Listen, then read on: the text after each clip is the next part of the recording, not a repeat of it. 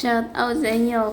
For today's video, pag-uusapan na naman natin ang tungkol sa buhay katulong sa ibang bansa.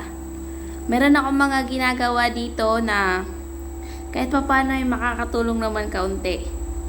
Kasi meron na naman akong nabalitaan at meron akong nakilala na nakabente na siya na amo.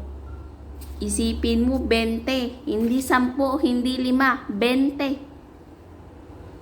Sa 20 na yun, lahat sinaktan siya. Lahat binawasan ng sahod niya. Lahat inaapi siya.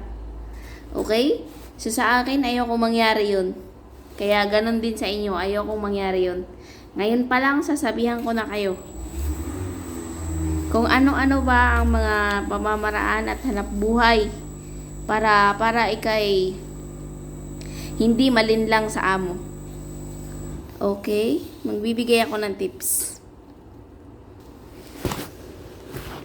Una, mas maganda na pumunta ka dito ng may suot na hikaw. Kahit maliit lang para man makitaan ka ni madam ng kaunting sosyal. Pangalawa, magbaon ng sariling personal na hygiene kahit kaunti lang in case di ka bibilhan ni amo.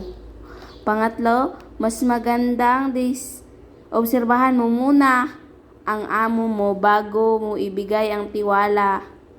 Kasi kapag nakuha na nila ang tiwala, sa oras na naabuso ka na ng amo mo, mas mabilis at panatag mo silang iwanan at di ka matatakot at hindi ka kinakabahan.